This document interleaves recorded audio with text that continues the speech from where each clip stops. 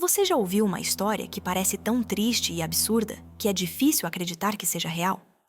Às vezes, quando nos deparamos com crimes cruéis, é comum nos perguntar: como isso pôde acontecer? Ou quem seria capaz de fazer algo assim? Mas o que torna esta história ainda mais impactante é que os responsáveis pelo crime não eram adultos violentos ou criminosos experientes. Eles eram crianças. Dois garotos de apenas 13 anos de idade. Esta é a história de Anna Kriegel, uma adolescente de apenas 14 anos que teve sua vida tirada de forma brutal e sem sentido, na Irlanda, no ano de 2018. Anna Kriegel saiu de casa por volta das 5 da tarde daquela segunda-feira, dia 14 de maio do ano de 2018. Ela havia dito ao pai que iria dar uma volta com um colega da escola, a quem chamamos aqui de Garoto B. Foi uma situação incomum desde o início, já que Anna não costumava receber visitas nem sair acompanhada. Era algo raro, e talvez por isso Patrick, seu pai, permitiu que ela fosse, com a esperança silenciosa de que aquilo fosse o início de novas amizades para a filha. Anna e o garoto B caminharam juntos por Layslip, uma cidade pequena, com ruas residenciais tranquilas e áreas arborizadas. O destino final do passeio era um lugar conhecido localmente como Glenwood House, um prédio abandonado há muitos anos, coberto por vegetação e distante do movimento urbano. Era uma construção antiga, com janelas quebradas e estrutura desgastada. Por ser afastada e de difícil acesso, era conhecida por ser ponto de encontro ocasional entre jovens da região, apesar de não ser segura nem recomendada para entrada. O que Anna não sabia, no entanto, era que outro garoto estaria esperando por ela lá. Um segundo colega de escola, que aqui chamamos de Garoto A, estava envolvido. A polícia mais tarde descobriria que ambos os meninos haviam trocado mensagens nos dias anteriores, planejando algo com intenção clara de envolver Anna. O que se desenrolou dentro da Glenwood House é conhecido apenas em partes e reconstituído a partir de vestígios encontrados no local, cruzamento de depoimentos e análise de provas digitais. O que se pode afirmar com segurança é que Anna nunca saiu daquele lugar. O que começou como um passeio breve se transformou em um episódio trágico que interromperia uma vida jovem e cheia de possibilidades. Os dois garotos deixaram a Glenwood House pouco tempo depois. Voltaram caminhando calmamente, como se nada tivesse acontecido.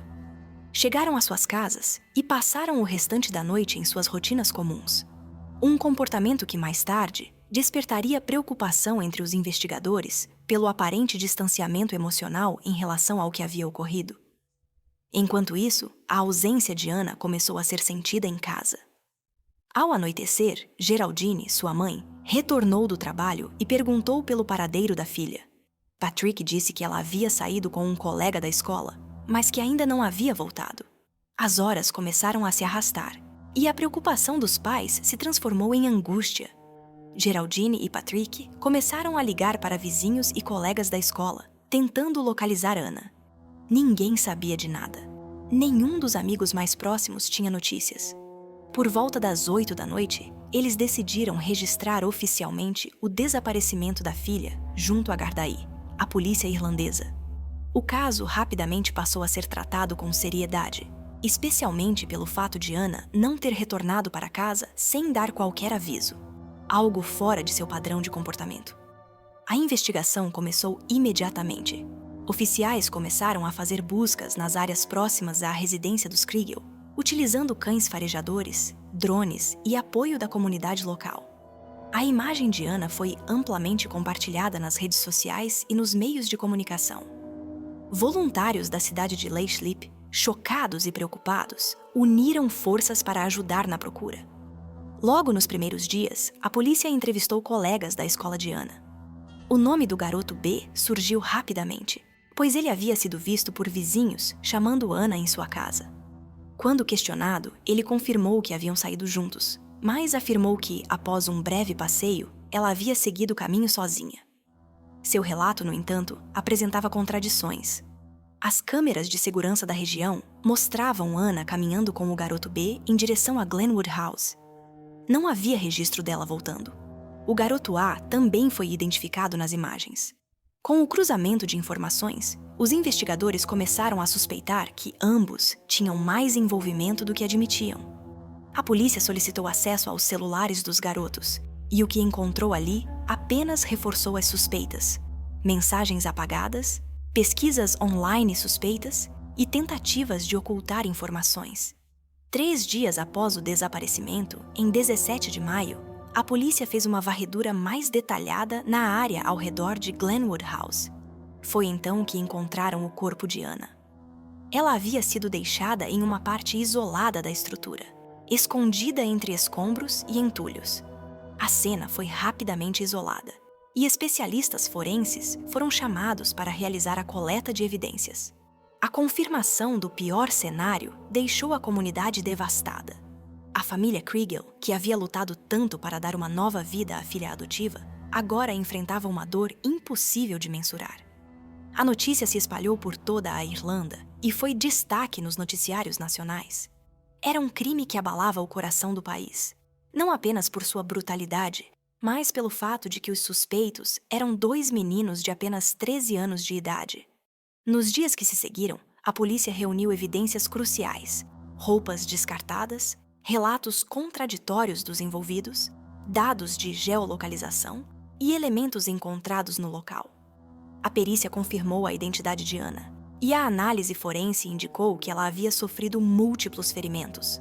A possibilidade de motivação relacionada à violência e humilhação foi considerada pela investigação. A pressão aumentava. A comunidade clamava por justiça.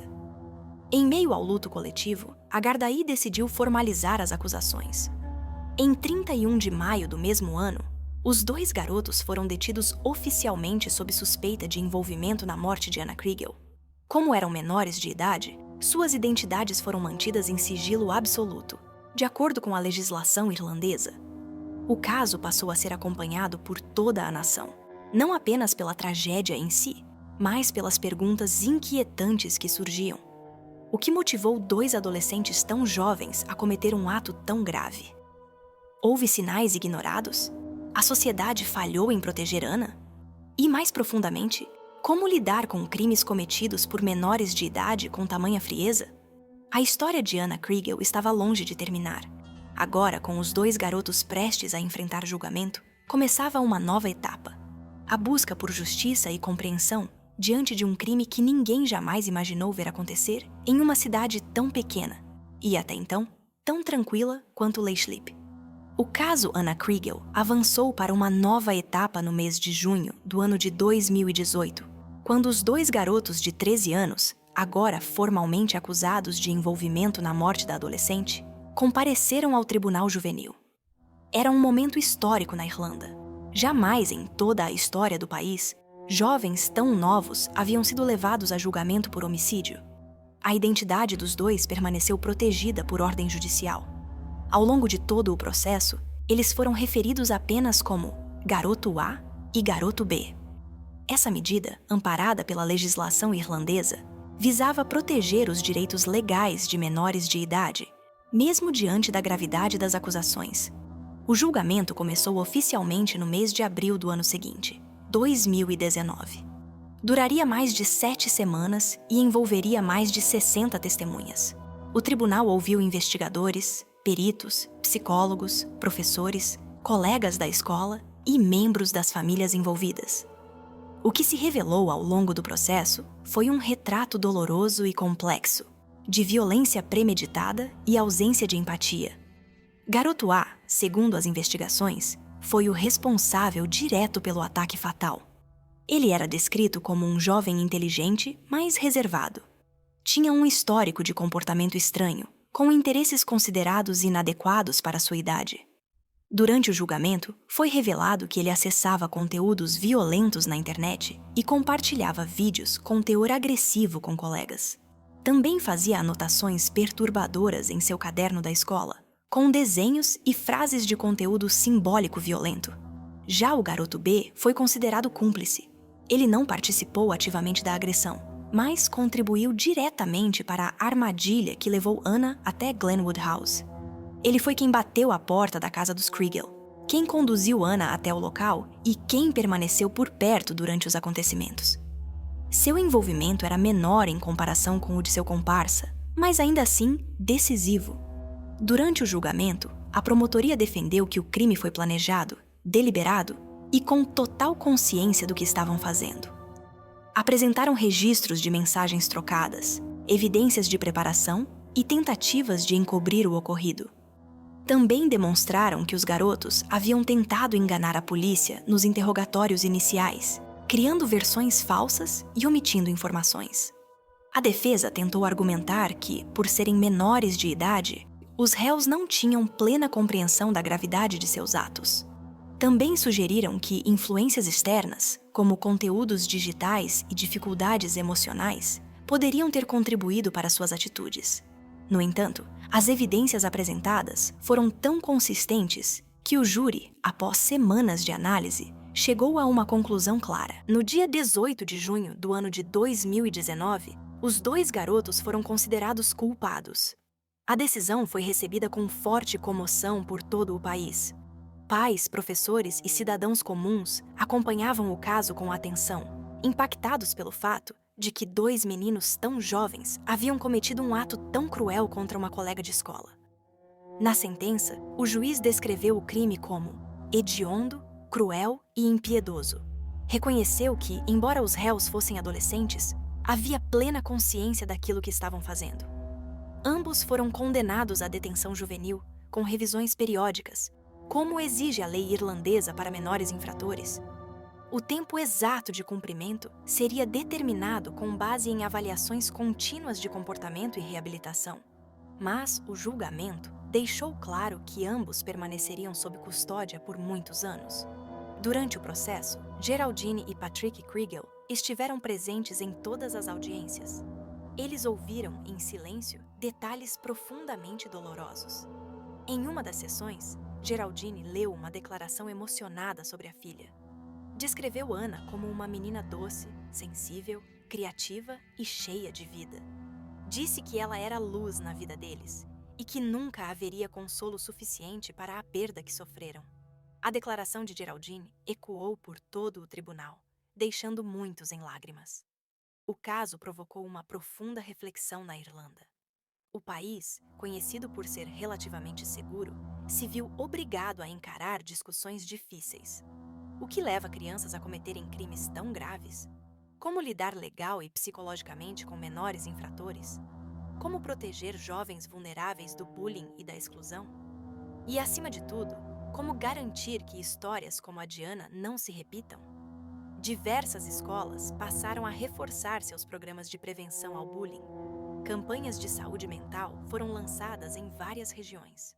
Houve debates parlamentares sobre o acesso de menores a conteúdos online inapropriados. O nome de Anna passou a simbolizar uma luta maior, a de proteger crianças da violência, tanto externa quanto invisível, que muitas vezes começa com exclusão social e termina em tragédias silenciosas. Hoje, passados anos desde sua partida, Anna Kriegel é lembrada não pelo crime que a levou, mas pela pessoa que foi. Seus pais continuam a compartilhar sua memória com dignidade e força. Em entrevistas e aparições públicas, sempre destacam sua alegria, seu riso, sua vontade de ser amada e aceita. Eles não permitem que o ódio defina a história de Anna. Pelo contrário, lutam para que sua lembrança seja sinônimo de empatia, compreensão e mudança. E assim, em meio à dor, fica uma lição: a necessidade urgente de olhar com mais atenção para nossas crianças e adolescentes, de ouvir, acolher, orientar, porque o silêncio, a rejeição e a indiferença podem crescer nas sombras e, um dia, nos cobrar de forma irreparável. A história de Anna Kriegel jamais será esquecida na Irlanda, não apenas pela tragédia que representa, mas pela verdade que expõe, de que o mal pode se esconder nos lugares mais improváveis e de que cabe a nós, como sociedade, impedir que ele encontre espaço para florescer. Anna Kriegel nasceu na Rússia, no ano de 2004. Ela passou os primeiros anos de sua vida em um orfanato. Não se sabe muito sobre esse período, apenas que ela foi colocada para adoção logo após o nascimento. Quando tinha apenas 2 anos de idade, ela foi adotada por um casal irlandês, Geraldine e Patrick Kriegel.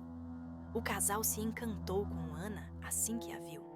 Eles estavam em busca de uma criança para amar e criar, e quando encontraram Anna, foi como se o destino tivesse agido.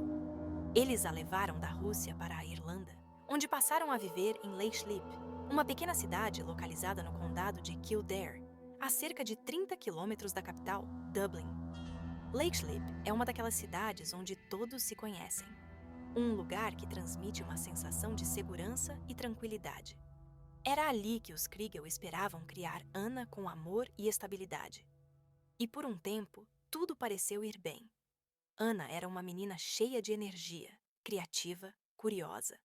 Desde pequena, gostava de dançar, de se expressar, de inventar histórias.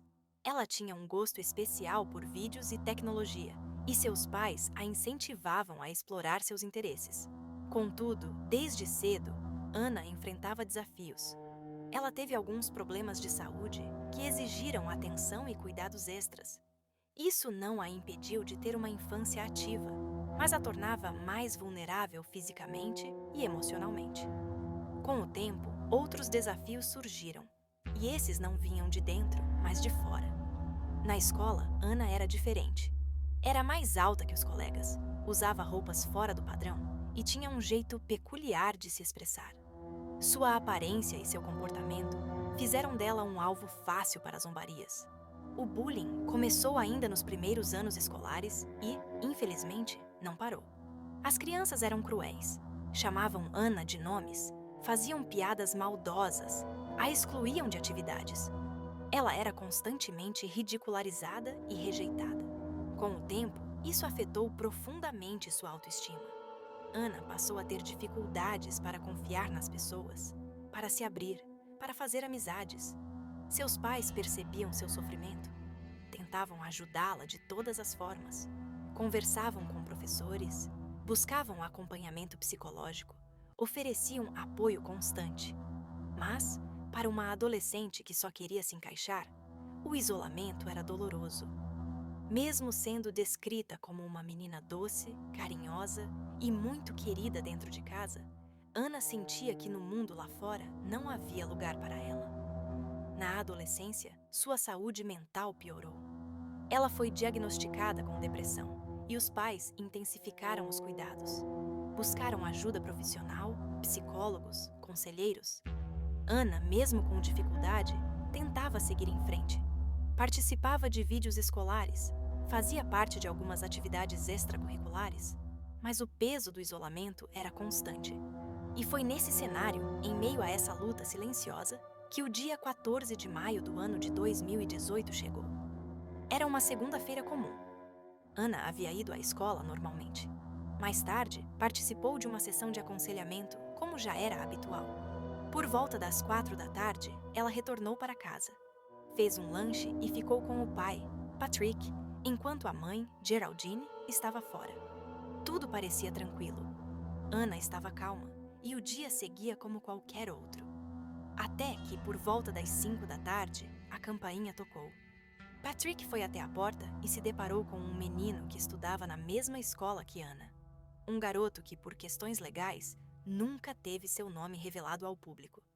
Aqui, vamos chamá-lo apenas de Garoto B. O Garoto B perguntou se Anna estava em casa. Disse que gostaria de falar com ela. Patrick achou estranho. Era raro alguém bater a porta procurando por Anna. Ela não tinha muitos amigos, e era ainda mais incomum um menino vir procurá-la. Mas, educadamente, chamou a filha. Anna apareceu na porta e, assim como o pai, ficou surpresa ao ver aquele colega ali. Eles não eram próximos, nem amigos íntimos. Apenas se conheciam da escola. Os dois conversaram por alguns minutos na entrada da casa. Anna parecia hesitante, mas depois se virou para o pai e disse que sairia com o garoto por um tempo. Disse que voltaria logo. Patrick, sem motivo para suspeitar de algo, permitiu. Era uma oportunidade rara para Anna interagir com alguém da escola. Uma chance de socializar. Essa foi a última vez que Patrick Kriegel viu sua filha viva.